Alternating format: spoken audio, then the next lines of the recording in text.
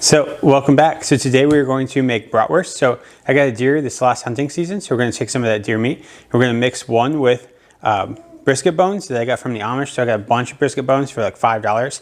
On those bones is a little bit of meat and a lot of fat. So we're going to take that, add it to one. And then for the other one, what we're going to do is we're going to do jalapenos and cheese. And it's going to be absolutely delicious. So before we get started, here's a little joke for you. What do Germans call their bad kids? Bratwurst or bratwurst. Ah, all right, terrible, terrible. So without further ado, let's get cooking.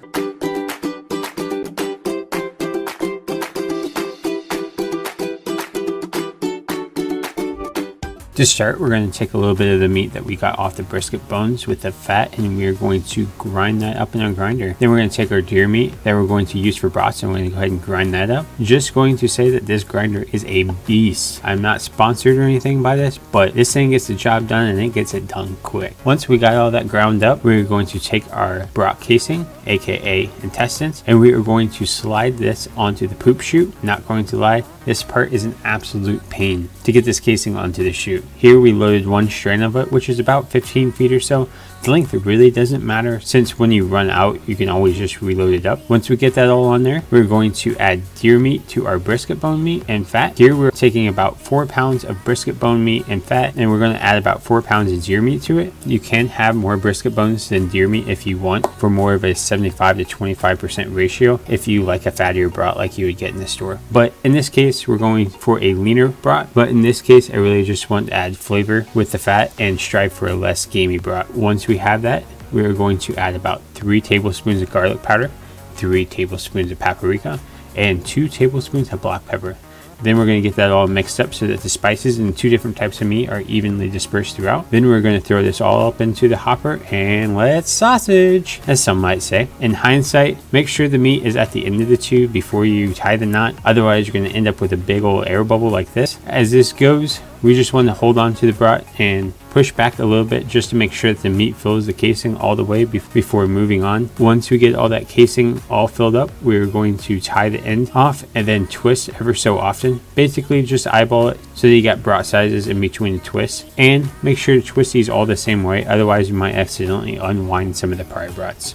Then for the jalapeno brats, we're going to take about 6 pounds of deer meat, add 2 cups of jalapenos, then add 1 cup of mozzarella cheese and 1 cup of cheddar cheese. Then, just like last time, we're going to mix this all up.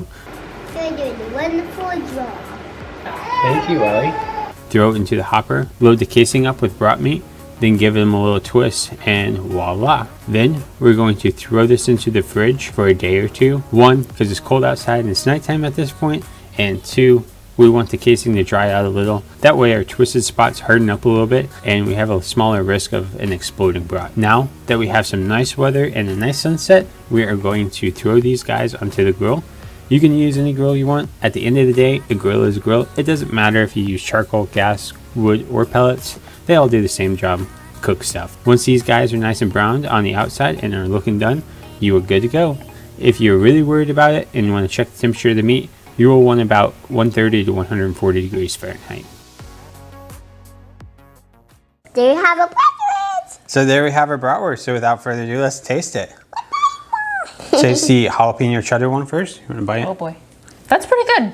It's just enough kick, not too spicy. I like the spices, and you get a little hint of the cheddar in there, which is nice. Yeah, I agree. It has good flavor. It is very meaty. Probably could use a little bit more jalapenos and cheddar, but I mean, overall, it has a good flavor with that meat. So you want to try the other one? Yeah, that's pretty good. I really like the seasoning. It is a little meaty, chewy, I guess you could say, but I like the flavor a lot.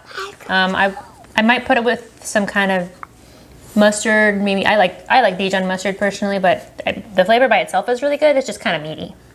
I agree. This one does have a lot more fat content though, so it is softer than the other one, and you get more flavor.